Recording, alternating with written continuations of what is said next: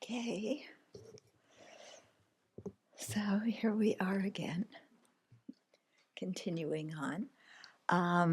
So I have another story or two for you that will happen either this afternoon or tomorrow morning. And otherwise, we will continue on talking about generosity. I want to talk a little bit about the Mandala Offering as generosity. And just some comments that people made from the previous session that I want to recognize. Somebody said the stories that we are presented are ideals, and they're like ideals are like stars to a mariner. They can't reach them, but they set their course by them.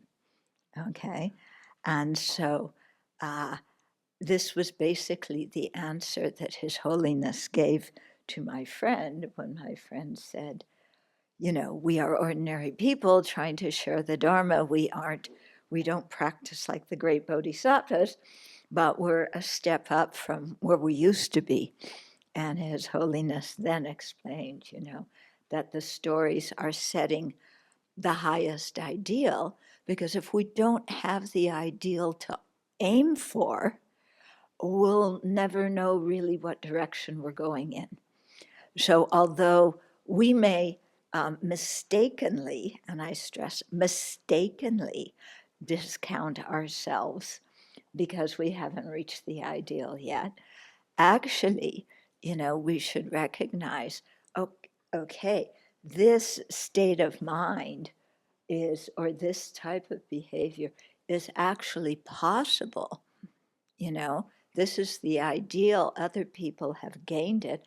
I too can attain that. Yeah. And so see it as something to aim for, not as something that we should have already accomplished. And at the same time, you know, giving ourselves a pat on the back. You're not too old to still reach your back. Yeah. Your arthritis isn't preventing you from doing that. You know, so we should, you know, rejoice in what we have accomplished so far. Okay. So that was one thing. And then somebody else commented, in the stories of giving, I am less reactive regarding sacrificing self rather than spouse and child. But if culturally spouse and child are self, maybe it is the same thing. You know, I think maybe this, you know, in our culture, feeling like you own somebody and so you have the right to sacrifice them or give them away as a gift. People don't feel that so much and would, I think, shy away from feeling like they were the possessor or owner of another human being. Whereas in traditional, you know, ancient cultures, that idea was, you know, people were seen as somebody else's property very often. I mean, women were the property of their husbands. They were supposed to be under the guardianship first of their father, then of their husband, then of their son. Yeah, and that was how society was structured. You know, now it's not structured that way in general, but then there are people in certain cultures where that is the norm. So remember your long range motivation and the wish to progress on the path to full awakening so that we can repay the kindness and the generosity of others in this and all previous and future lives. By having no limits from our own side from what we can do to be of benefit to them. So we're going in that direction, no matter how long it takes, no matter what we have to go through, because it's the only real meaningful thing to do. the only beneficial thing to do. So generate that intention.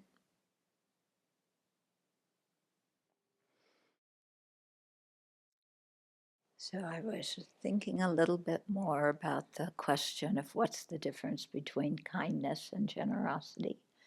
And I think kindness is the motivation, and generosity is one expression of that motivation. Okay. So when we look at what blocks our generosity, there's a couple of words that seem really prominent in there. And the most prominent of all these words, I am tangled up here, the most prominent is a short 2-letter word, my. Okay, just one little word, my. Or if we expand it, mine. Okay, and it all circles around the 1-letter word, I. And as soon as we give the name my to something, instead of seeing it as just a conventional designation so that we can determine temporary ownership for a while, we solidify the my. So that the my, whatever is mine is indicative of I and is important to me. Okay, so it's especially noticeable when we have, in terms of possessions. When something is in the store, it's not labeled mine.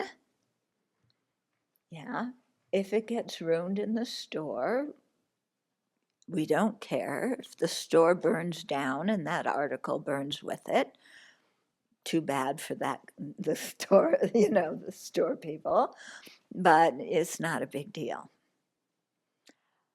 Okay, but as soon as we give somebody a piece of plastic or paper sometimes, usually plastic, then they will give us that article. So whether it's a car, that red sports car that we always talk about, or it's a piece of clothing, or it's your vacation home, or it's whatever it is that you've always wanted. You give somebody some plastic and they give that to you, and then it becomes mine. Okay, it's the same object. Now, if it gets damaged, it's a big deal. When the word my was not attached to the car, in the store, in the, what do you call it? Showroom, and somebody sat on it and dented it, or who knows, did what, and it was ruined. We're not upset. But as soon as we make that trade so that we can drive it, and it now has the label mine, then if it gets damaged, it's a big thing, isn't it? Okay, now it's the same item. The only thing that has changed is our conception of the ownership of that item. Nothing physical has changed, except maybe the location of the car. But, once our mind has changed and that has become mine, Then if somebody intentionally damages it, yeah, they're looking to spite me. And if they accidentally damage it, they should pay for it and do 100,000 prostrations to apologize to me. Okay, and it becomes really a big deal. Yeah. Same thing with people. As soon as we give the word my or mine to different people, yeah. So there's a 7-year-old, yeah, a 7-year-old. Okay, if that 7-year-old flunks their spelling test and they spell cat, K-A-T, how many of us did that? Okay. If it's just a 7-year-old, it's not a big deal that they flunked their spelling test in first grade. You're 6 years old in first grade, 6-year-old, okay? Now, if it's your neighbor's kid, then it's a little bit more like it's, yeah, you can see how, your neighbor would be unhappy. But again, it's not really a big deal if the neighbor's kid spells cat, K-A-T. But if your kid comes home with a spelling test that has K-A-T on it and a big F at the top, all hell breaks loose in your mind, because all your dreams for that kid, who isn't just that kid or a kid, but my kid, all the dreams you projected on that child are now undergoing a major earthquake. Yeah, because they can't spell cat correctly. Or another earthquake, they spelled C-A-T, but the C was backwards. Yeah, your kid has, what do they call it? Dyslexia. Yeah, how many of us had dyslexia? So the C was backwards again. How's my kid going to get into Harvard? Yeah. How are they going to get a job making 6 figures? How am I going to even get them into a prominent high school, let alone the special kindergarten that will stream them in the direction of the brightest kids? That will never happen. My kid is going to be a failure in life because they can't spell cat. Okay? Have you ever seen that with parents?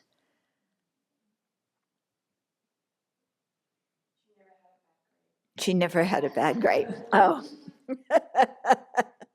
Okay. Yeah. Maybe as soon as your kid gets the sniffles, yeah, she's going to die of pneumonia. Yeah. Okay. So as soon as she sneezes or gets like that, she's going to die of pneumonia. Yeah. So do you see how things get exaggerated? As soon as our conception of them changes, it's still the same continuum of the object, but our conception of ownership changes. And then our mind just goes berserky. That has anything with the title of my or mine. Okay, so when you read an article about some company being hacked and all of its customers' private information has now gone public, and it's not a company that has your stuff, so you're not upset. They don't have my private information, like my mother's maiden name, which is so important, you know.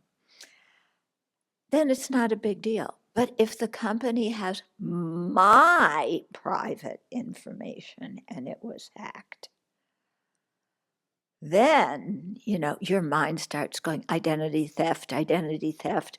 Already they've broken into my bank accounts, you know, they've broken into my Gmail. They know everything about me. They've assumed who I am. They're using my credit card. How am I ever going to get out of this? Oh, you look so calm. But it's true, isn't it? As soon as everything has the name I, or my, or mine, yeah, it assumes special meaning. Okay, and that becomes a hindrance to being generous. Yeah, because this is mine, and I worked hard for it, even though it was somebody else who gave me the money, who gave me the job. Yeah, but it's mine.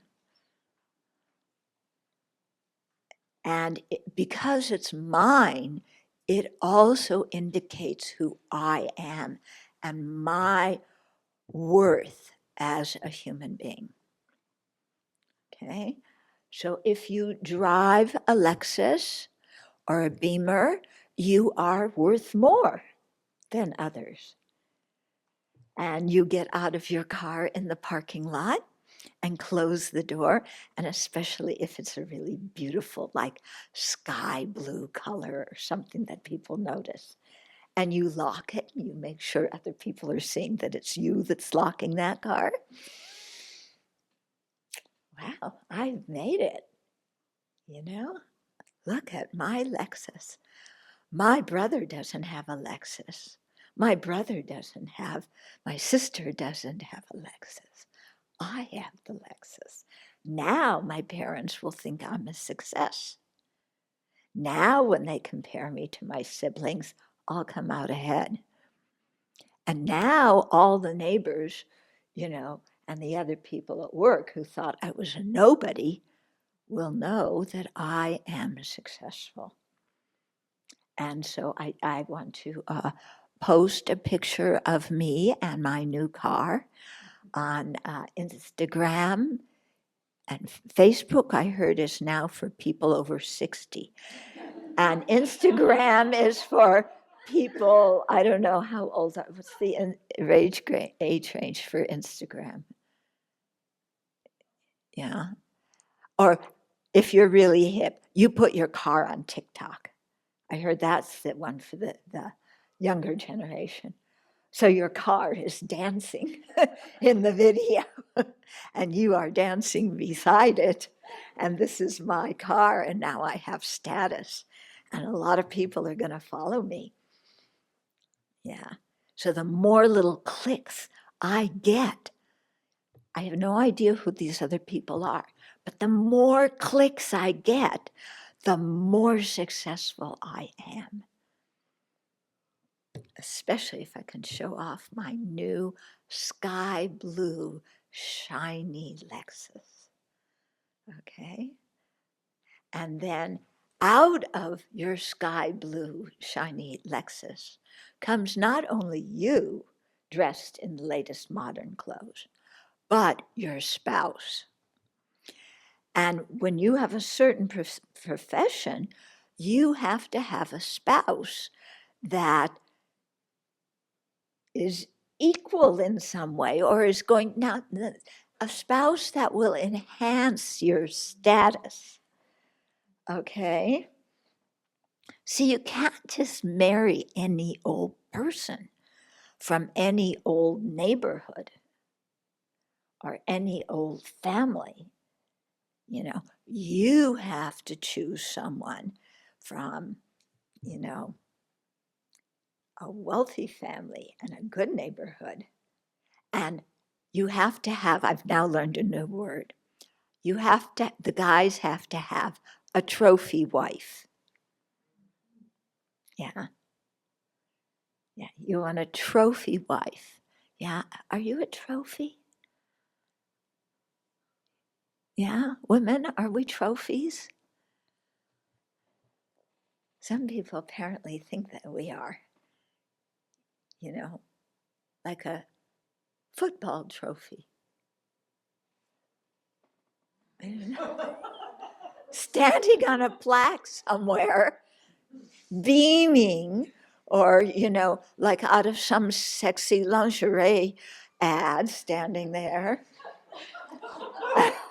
And we are a trophy wife. And then they can take their trophy wife with them to all the parties, that your profession has. If you're an accountant, you're an accountant. If you're in finance, that. If you're in something else, that, all the doctors' parties, all the dentist parties, all the, all these, yeah. So you have your trophy wife, who's several decades younger. Oh, yes. Yes. Several, yes.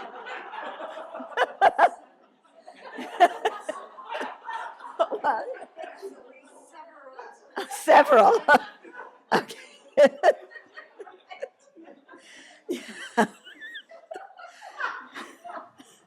Yeah. And she has to have dyed hair. Yeah. Blonde, preferably. Yeah. Blonde, dyed hair. Okay. And a figure like, I don't know. Yeah, but, Huh? Oh, yes, that's good. Yeah, an hourglass figure. Okay. And she has to be highly intelligent, which indicates that you are more intelligent, because you would never marry a woman who was more intelligent than you. She has to be less intelligent. Okay. And she's wearing 5-inch stilettos, maybe now 6-inch. Okay. And so somehow she manages to stay afloat. I don't know how people walk in those things. Okay. My niece was like, I don't know, 8 or 9 months pregnant, and she was wearing heels with 5-inch stilettos. I don't know how she kept her balance, because there was a lot of energy going this way. Okay, so you got that wife, yeah, and she's wearing something that's hardly anything, but it still cost a few $1,000s. So it's status for you, because you have rich enough to provide for a wife like that. Yeah? And she's my wife, my trophy wife, frozen in gold plate. Yeah. And now you are successful and respected until impermanence strikes. Da, da, da, da. And then your eye starts to look at other trophies. And you start going out with other trophies until your first trophy wife is fed up and kicks you out. Calamity. Yeah. My trophy wife kicked me out. But I have this second trophy wife. I have the second one. Yeah. That's why the marriage broke up, because, Okay, so I think are you getting the idea about this word my and what attachment to my and mine does? Yeah. And how it makes us incredibly possessive. and really, extreme in how we look at other people. Your poor kid, you're 6 years old, and already mom and dad think that you're a failure. Give me a break. Mm-hmm. They've in the Bay Area, somewhere around San Jose, some years back, there was a whole rash of kids in one of these elite high schools committing suicide. Because this is what happens when your parents so much want you to succeed in their version of success that even you're 15, 16, you can't bear the pressure anymore. Yeah. Okay, so this word my, we really have to be careful of it because it creates a lot of problems. Actually, the word my is not the problem. It's just a conventional word to indicate ownership. Yeah? This is my toothbrush. Good, it's your toothbrush. You use it. I'm going to get another one. That's no big deal. It's when we get attached to mine, attached to my, okay, that then it becomes a really big problem, especially when it becomes my reputation, okay, or people praising or blaming me. So then, whenever what is mine gets threatened, we feel threatened. Any ability to be generous gets halted immediately.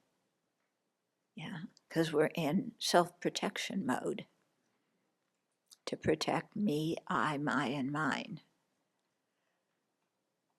So the idea of even giving my book to somebody becomes difficult.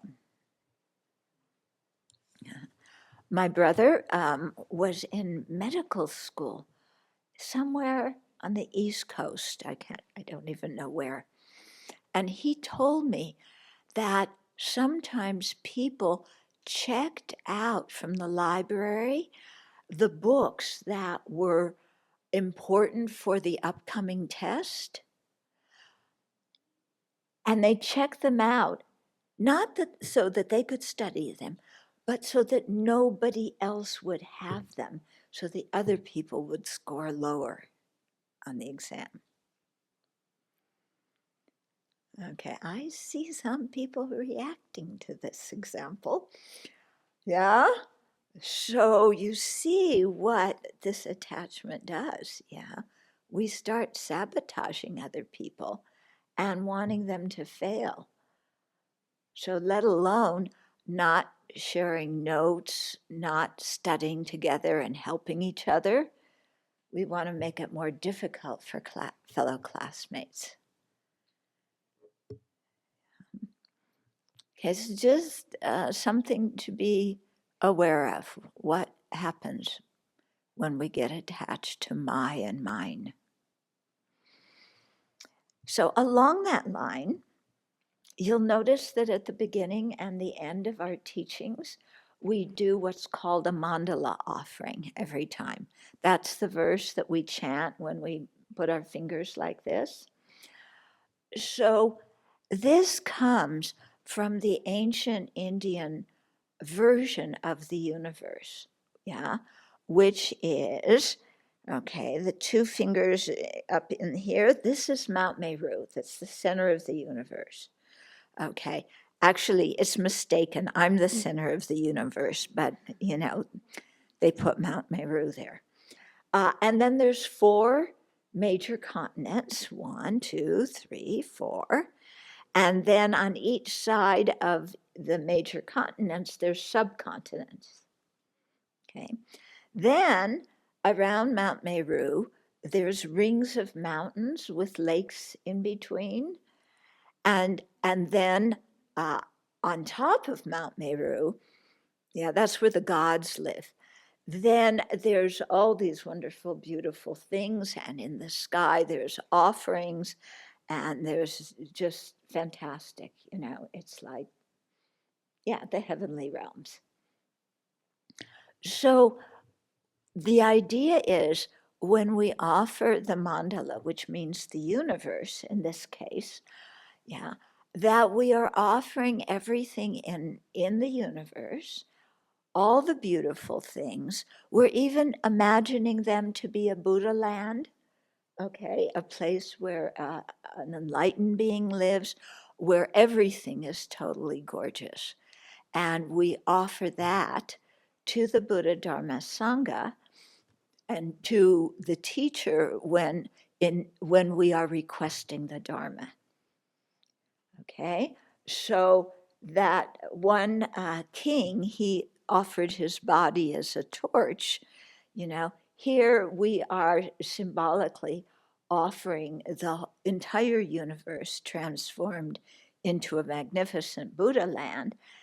And we're offering it to the three jewels because the Dharma is so important. So we are willing to give this up in order to receive the Dharma. Okay. Now, how many of us think like that when we chant the prayer? And how many of us are, this ground is ground, strewn with flowers, Mount Meru. Okay, so we're chanting this. Yeah. And what are we thinking? Are we offering the universe to the three jewels because we're willing to give up our attachment to everything in the universe to receive the Dharma? Or are we thinking, how long till lunch? Or, I just had an interesting conversation with so-and-so and I should have said this or that. Oh, yeah. Will we ever sing this in tune? That one's not so bad. It's Namo Benzu Sejamuni Fo.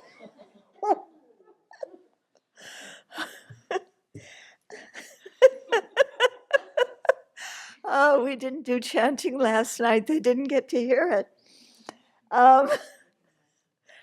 Okay. So, yeah, so we may be thinking that. Who knows what we're thinking? Yeah. Did I close the door? Maybe the cat's gotten out. Yeah. Okay. But this, verse that we recite, there's a long mandala where you go through and you recite everything in the universe. Mount Meru, and these are the four continents, these are the eight continents, the sun and the moon and the umbrella and the parasol and the sky filled with beautiful things. And, it's a whole long chant. We can do it for you.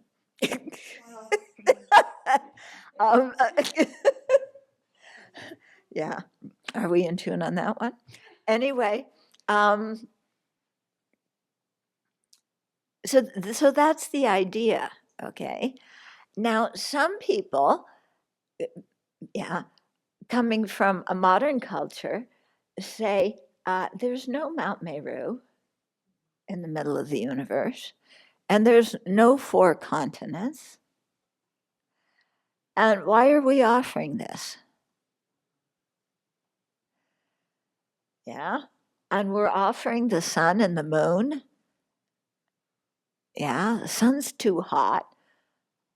Moon is already possessed by the man in it. Yeah. Why? What are we doing? And why are we putting our fingers like that? Yeah. And so this is, old-fashioned. Yeah, some old culture.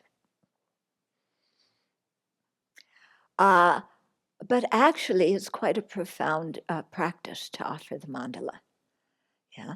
And we are recommended to offer it 100,000 times because we are taking the universe and relinquishing it again and again and again and again, giving it to the Buddha Dharma Sangha.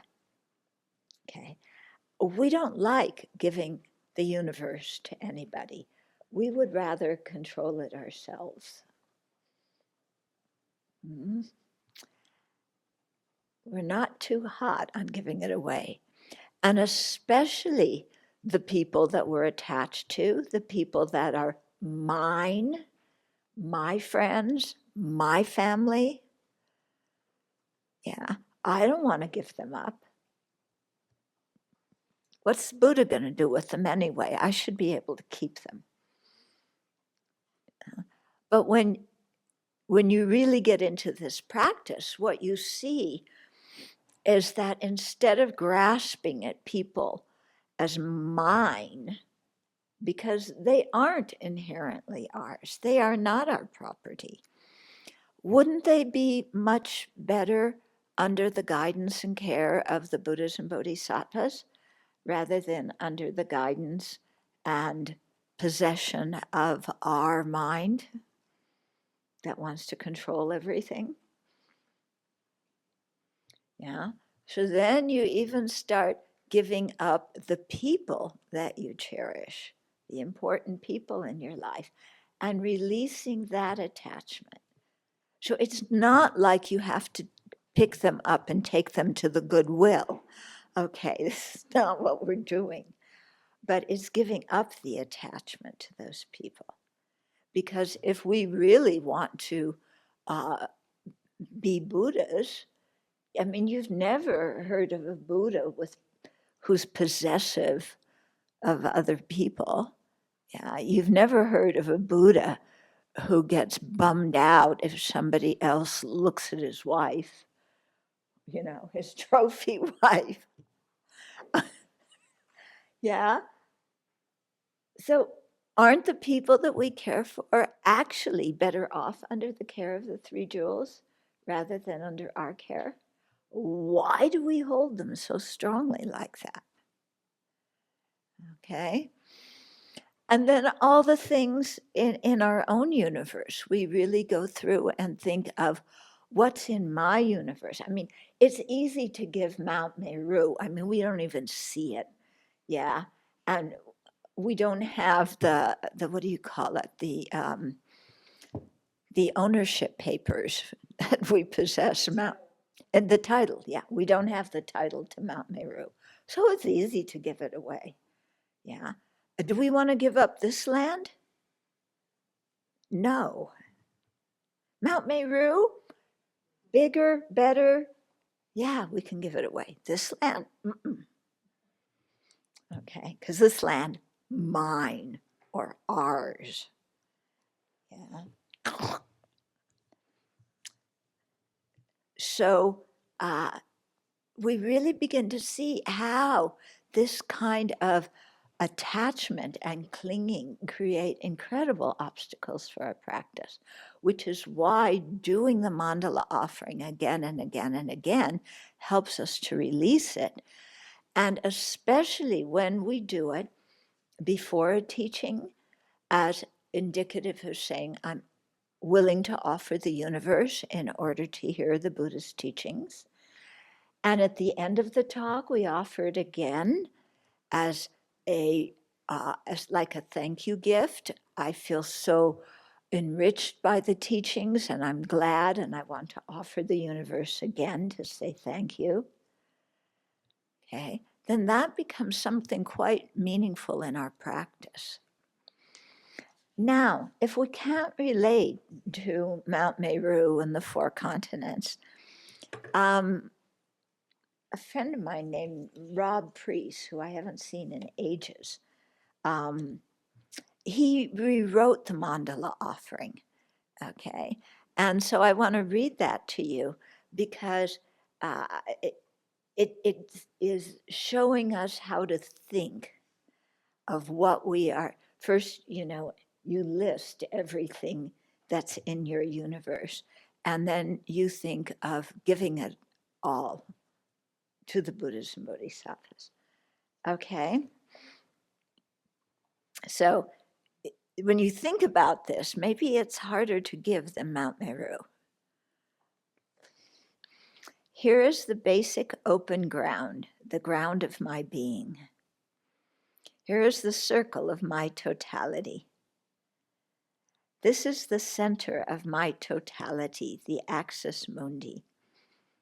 This is the environment in which I live.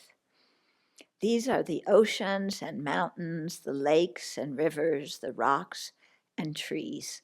These are the beautiful places I treasure. Yeah, where you've gone camping, where you've enjoyed the beach, wherever. These are the plants and flowers, the wildlife. These are the cities and towns that I live and work in. Yeah, you give the whole city their value and their downfall. These are the people I live amongst and work amongst. They are my friends and acquaintances, those I depend on. These are the people I struggle with, the objects of my aversion and confusion. This is my work, my livelihood, my action in the world. This is my home, my garden, my possessions, the things I treasure and value, and the objects of attachment. These are my loved ones, my family, my private life. This is the body I inhabit in this life. These are my sense pleasures, the food, the music, the beauty I value. These are my dreams, my ambitions, my plans. These are all those things I wish for in my life that may or may not come to pass. These are my qualities, my talents and gifts. This is my knowledge and learning I have gained in my life. These are my habits, my emotional problems, my wounds. This is the core of my identity that I hold on to as real. This is the spiritual journey I am on. These are the qualities and realizations I aspire to. These are the obstacles and difficulties of the path. These are the essential ingredients of my enlightenment. This is the treasure of my Buddha potential. This symbolizes my enlightenment, my victory over the confusion and suffering of myself and all sentient beings. I offer this mandala of my essential totality and surrender my being to all the Buddhas for the welfare of all sentient beings. Please bestow your blessings. All those objects of my mind, three poisons, attachment, anger, ignorance, coveted friend, foe, and stranger, body, wealth, worldly possessions, without a feeling of loss, I give. Receive them, please, and free me and all beings from our bondage. And then, Idam Guru Ratna Mandalakam Niryatayami. We offer it. Okay. Does that move something in a different way than offering Mount Meru does? Yeah. And you could probably rewrite this to adding certain things or removing certain things to really express, what your life is about, what you're holding on to, what you aspire to, everything. And the meaning of offering the mandala then becomes all of this I offer to the three jewels in order to hear the teachings, because the teachings are what is going to show me the way out of this mess. And so that's why that king offered his body as a torch, okay? Because learning the path out of cyclic existence, recurring rebirth, yeah, it's worth giving that up in order to receive those teachings. Okay. So, yeah, if you take this and you write it in your own way, so that everything you're attached to, that you have now, everything you dream of, yeah, then it's all in there. Any comments or questions about that so far? Yeah. With the traditional mandala, there's a bigness to it, right? This idea that it's everything in the universe. And thinking in terms of, my environment doesn't feel so big. Like, yes, it's what I'm attached to, but there's a spaciousness it doesn't quite have. Yes. Is that an important thing to try to capture? Well, I think the spaciousness is important, but what it shows us is we think, that our life, our world is expansive like that, because it's everything I have and aspire to do and everything that's meaningful to me, because everything else I don't really care about what happens to it.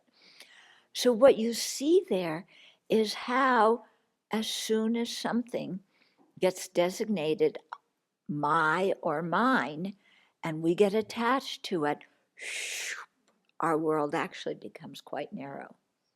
We feel it's expansive. It's my world. It's actually one teeny little periscope.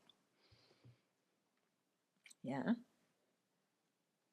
So it does help to look beyond that. Mm-hmm. It's quite embarrassing to admit. So I enjoy offering the petunias to the Buddhas and Bodhisattvas every year. And I'm okay with the deer getting the petunias at the end of October, and kind of sometimes. But every year I have the thought, I've got to devise something so that the deer don't eat the petunias, so that they could go until November. And I noticed yesterday that they've gotten there in September. And I was really ticked off because they're my petunias, but I forgot that I offered them to the Buddhas. And the Buddhas have probably offered them to the deer. But I still want to protect those petunias because they're mine. Oh, it's hopeless. But this is how we work. Even we give somebody a gift, we still feel it's mine. So if that person returns our gift because they can't use it or, then we feel offended. Because even though we give it to them and it's theirs, it's still mine. And if they return my gift or they don't like my gift, I'm offended. It means they don't like me. They don't realize how much I care about them. I'm getting rejected. They've got to keep my gift. Okay. So one of my teachers is very good. It's story time. In breaking this, yeah. So one time this was in India, I wanted to make him some book covers, because you'll see how the Tibetans wrap their texts like that.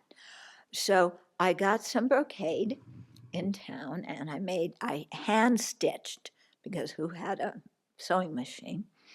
I hand stitched these very beautiful brocade book covers, okay? And I made them, and they were beautiful because I got really pretty brocade.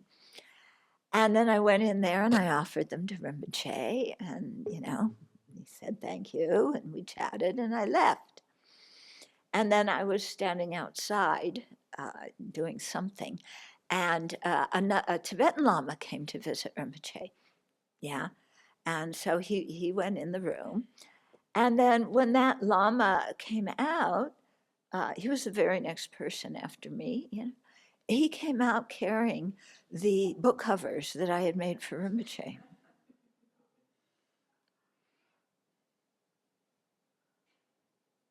The book covers I made, my book covers.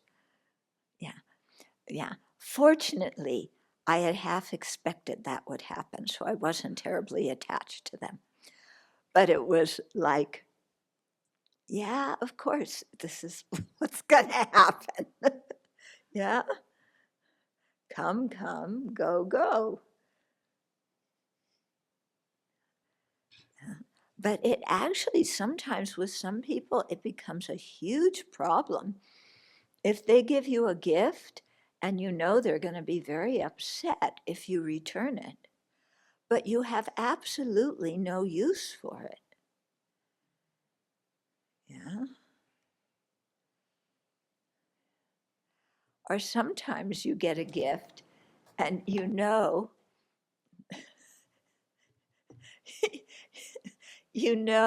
somebody's giving you that gift because they want to get rid of it. Okay. So, yeah, when I got married, one of my cousins gave me this, these things where you have a dip in the middle. What? Yeah, no, and then the little things, you put potato chips in this and Fritos, and then you take your thing and dip it and eat it, okay? So she gave me one of those things, and it was,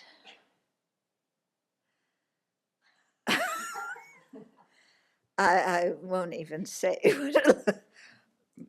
the middle thing where they kept the little tools, that you're supposed to, maybe it was fruit or vegetables that you were supposed to, take something and pierce it and then dip it in the dip. So the thing that had the little skewers, was some pineapple.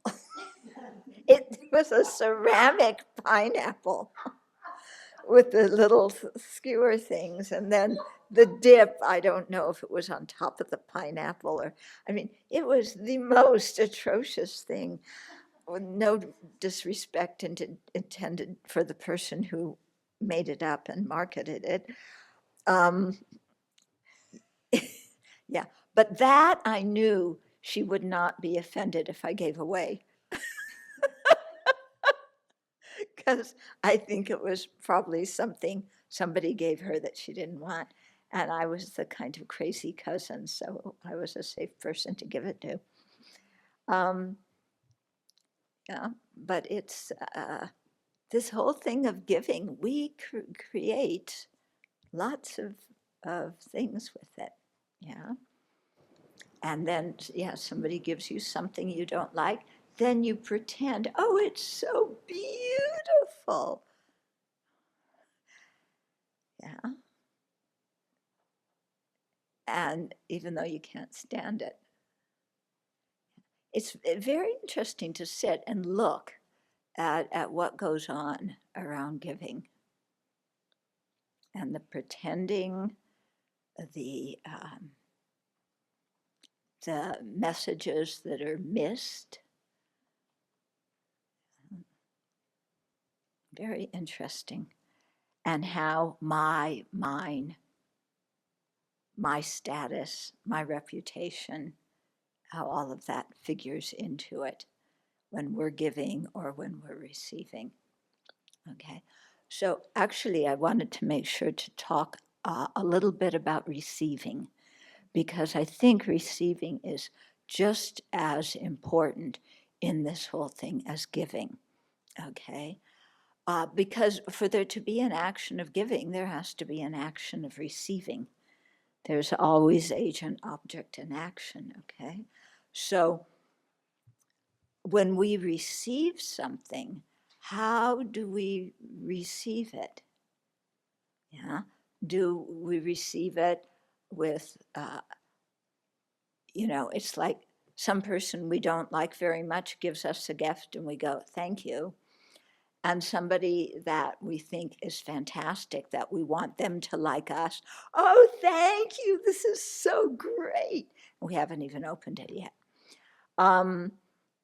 Okay, so how, what kind of things do we receive and give back to the person a sense of appreciation for the fact that they gave us a gift? And how many people do we not give that back because we don't care about those people? Okay, so giving purely with a kind heart is just as important as learning how to receive purely with a kind heart. Sometimes people give us something and we feel embarrassed. I don't deserve this. Yeah.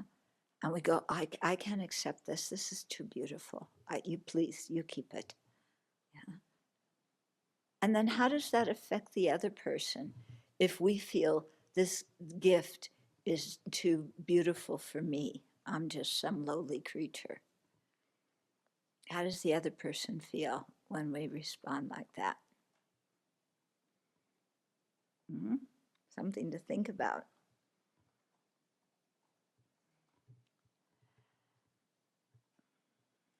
How sometimes people give us something and we impute in our mind, now I am obliged.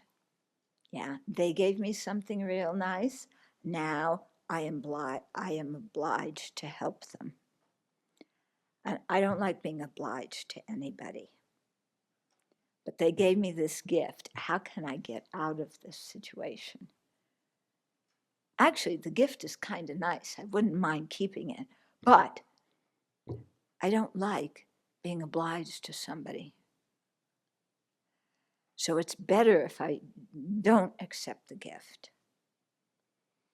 And so then we say, whatever it is we say, again, like, oh, you're so kind, but really I can't accept this.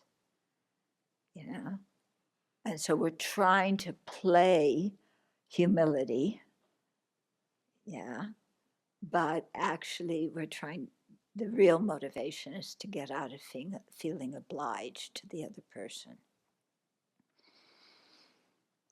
It's very interesting when people give us gifts, what's going on? Yeah.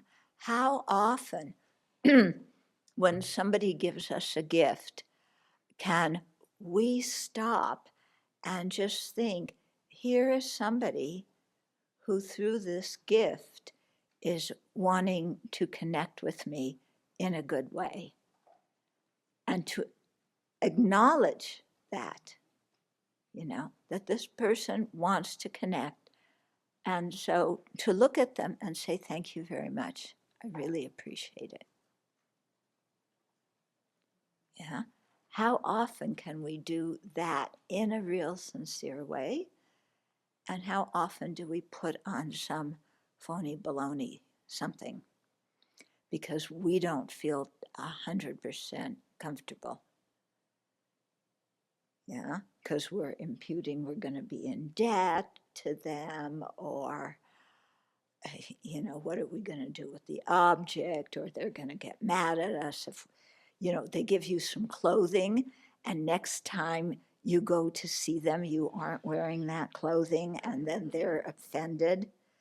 Yeah, see, there's definite advantages to being a monastic.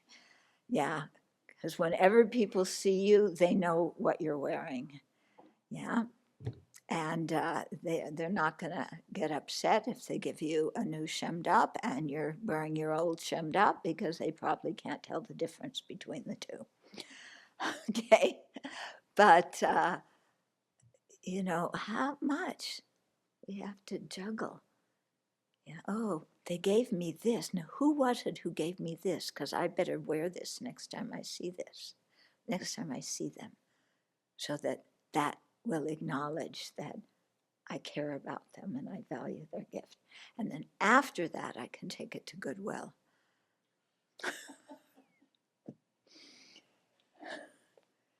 Yeah. So it's really a thing, to be able to slow down a lot and really think about what the act of giving is about, and to acknowledge, what somebody is saying when they give us something, even if what they give us is something very small and not worth a lot. But you can tell by the way they give it that they're really trying to make that connection.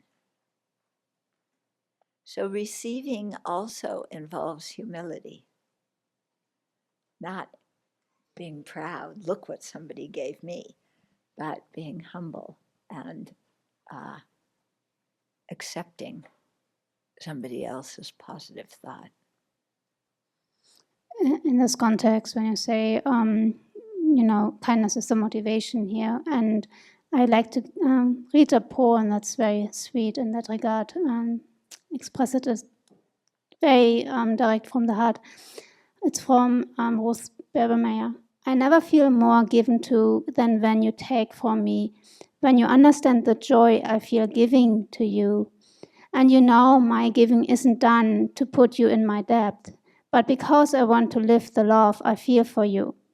To receive with grace may be the greatest given. There's no way I can separate the two. When you give to me, I give you my receiving. When you take from me, I feel so given to. Mm. Yeah. So acknowledging that connection. Okay. So it sometimes comes up that you do something and you happen to do a very good job with it, and people come up to you afterwards and say, wow, you did such a good job. And so they're giving you praise, and there's a tendency to, either stand up straighter and, yes, I'm the object of your praise, or to slouch a little bit and say, no, no, no, no, we're doing our fake humility. No, no, no, no, I really, no, it's other people, I don't deserve that, okay? Or sometimes it's low self-esteem. Oh, no, definitely, I couldn't have done that. You're mistaking who you're thanking. And so giving becomes something quite challenging to receiving becomes something quite challenging to our ego. We don't know what to do with it, especially if somebody's praising us. So I was asking one of my friends about this one time, and he said, you just say thank you. I thought, yeah, why not? Yeah, there's no need to think I'm so great because they're praising. There's no need to think that I'm getting praised unwarrantedly without deserving it. There's no need to pretend to be humble, because actually this person, it has a virtuous state of mind, and they're expressing their virtuous state of mind by praising a certain quality or action. Yeah. And to just say, to acknowledge their virtuous state of mind when they're giving a compliment by saying thank you, and leave it at that.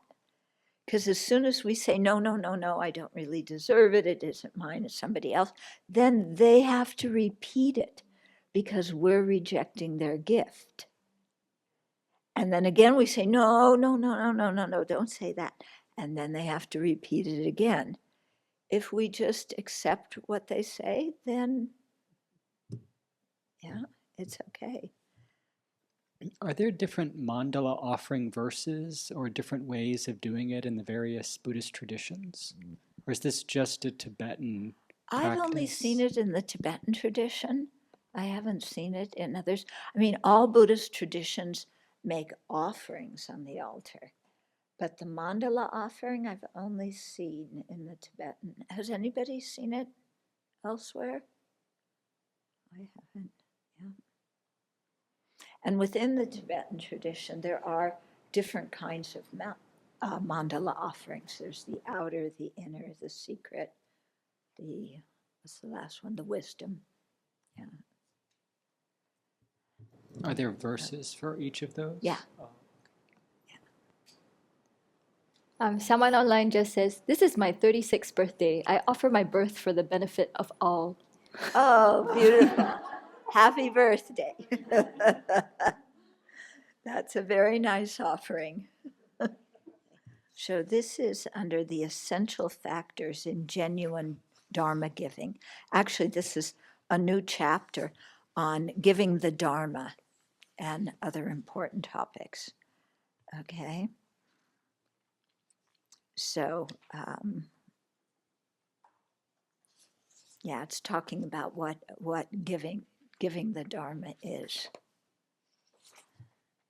Okay, so some say that giving the Dharma consists of being of benefit to others through the constant use of fine words. Some say that it's an activity which consists of the proclamation to other people of the marvelously fine things contained within the discourses of the Buddhas. Some say that the giving of Dharma consists of using three kinds of Dharma to provide instructions to other people. So the sutras, the Vinaya, and the Abbey Dharma, those are called the three baskets of teaching. So teaching those three is the gift of the Dharma.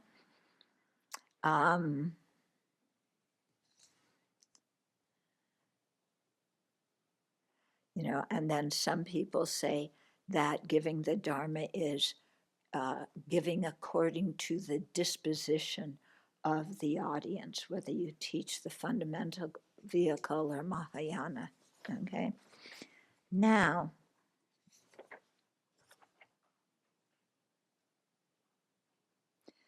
so then it talks a little bit about Devadatta, the Buddha's cousin, who is a little bit troublesome.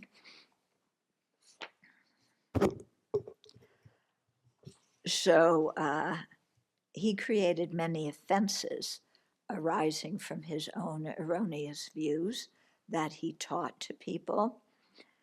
Okay, and so even though what he quote quote taught, he thought of as the Dharma, it was not. It was his own invention. So his actions did not qualify as pure giving for the sake of the path. It was done solely for the sake of seeking fame, self-benefit, reverence, and offerings. And this is really the trick, when you're in the position of teaching the Dharma, is that it is so easy. I'm saying these wonderful things, so people confuse the wonderful things of the Dharma with the person who's giving them. And now they're going to revere me as because I'm the one who said all these wonderful things, and then they will make offerings, and they will have my picture on the altar, and they will go around telling all people I'm the student of so-and-so, and you should really go and study with this person. And they give you gifts and they praise you, and then you even get a whole train of groupies following you after you, trotting along, as if you are, I don't know who. Yeah. And it's so easy to get attached to thinking I'll receive all of that by teaching the Dharma, and then especially, if people start treating you different. So when they walk in the room, used to, before you walk in the room, nobody says anything. Now you walk in the room, oh, please come and sit down. Would you like something to drink? Oh, now they're noticing me. Yeah, then your motivation starts to change. Okay, so it's very, very easy. And then more people know your name than know the names of the other people. Yeah. And at the Abbey, most of us give BBC talks, but my BBC talks have more clicks than other people's BBC talks. And I know the names of the donors, more donors than you do, and I'm friends with more donors than you're friends with. And, all sorts of little ways that we start bolstering this fabricated ego of ours. And I say fabricated because it's something that does not exist that we think exists. So we're building, we're building nothing, but we think we're building something great. Okay. So on the account of the offenses created by Devadatta's unwholesome mind when he was teaching, he entered the hells even while still alive. On account of the offenses created by his unwholesome mind, Devadatta entered the hells even while still alive. Okay, so hopefully that should shake us up enough. Moreover, the giving of Dharma does not consist solely of words and speech. The giving of Dharma consists of constantly employing a pure mind and wholesome thoughts in the offering of instruction to everyone. Just as it is with the giving of material gifts, wherein there is no measure of blessings or virtue associated with it if one fails to maintain a wholesome mind. So too it is with the giving of the Dharma. If one fails to maintain a pure mind and wholesome thoughts, then it is not the case that this actually qualifies as giving the Dharma, even though you may teach for hours and hours and week after week. Okay. If the speaker of the Dharma is able to maintain a pure mind and wholesome thoughts, as he or she praises the three jewels, opens the door to understanding offenses and blessings, explains the four truths, and thus goes about teaching and transforming beings so that they are caused to enter the Buddha path. This does qualify as true and pure Dharma giving. So if really with a pure motivation to help people, to lead them on the path out of suffering, we teach, or we just share the Dharma in one way or another, then that is the Dharma giving, or pure Dharma giving. His Holiness often recommends that when you're in the situation of sharing the Dharma, that or teaching the Dharma, that you think of yourself not as a teacher, but as an older brother or sister, and that you're not teaching, but you're sharing. Okay? So if you think of this way as yourself as an older sibling who is just sharing, then less likelihood to get arrogant and start thinking that you're somebody important. And he even says That's how he thinks when he teaches. Yeah. So looked at in another way, generally speaking, the Dharma to be given is of two types. The first consists of refraining from afflicting beings while also maintaining a wholesome mind, kindness, and sympathy. Okay, so then being nice when you're teaching. This constitutes the causal basis for the path to Buddhahood. Second consists of contemplating and realizing that all dharmas are truly empty. This constitutes the causal basis for the path to nirvana. Okay, so what kind of giving of the Dharma creates the cause for a good result in to get you going on the path?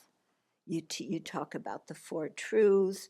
You talk in a kind way. You get people interested in the topic.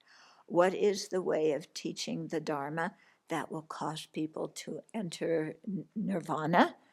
That is by teaching the ultimate nature of reality.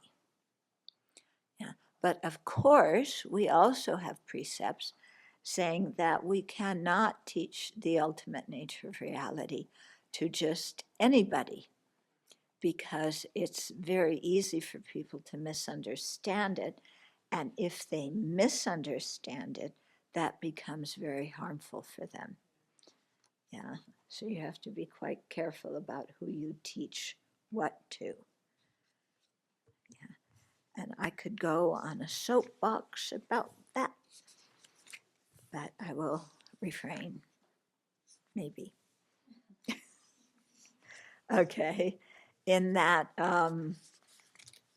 nowadays, people come into Buddhist centers, and there could be brand new people or comparatively new people, and a lama is coming through and he's giving an initiation, and you're encouraged to take it, and then you take it, and then after you take it, but you actually don't understand anything about what you just did, okay, because you're new. And then you find out afterwards that you actually have a daily commitment to do a practice, and you took some precepts that you're supposed to keep, and you freak out.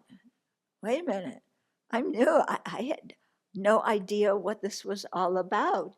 It's just everybody told me this is a very high Lama and a very special occasion, and I should definitely take the initiation or the empowerment. And now I'm totally confused. I don't know what this is all about. And I've talked to quite a number of people in that situation, and it's really confusing for them. So I'm not at all for this thing of, a teacher arrives on Friday night and gives a general talk on Saturday, and Sunday gives Saturday gives the empowerment, Sunday gives another short talk on the empowerment, and then leaves on Monday. Because people have no idea what's going on. Okay, so I really advise as a student against participating in these things. Ask questions. Don't be susceptible to peer pressure, to people telling you, oh, but this is something special and exotic and it's Tantra. I think it's much more respectful to say, okay, I'm a beginner. I want to establish a good foundation in the general Buddhist Dharma, so I understand the whole path correctly. Yeah. And then when I feel ready to take different kinds of precepts, make commitments to do daily practice, I will do it then. Okay.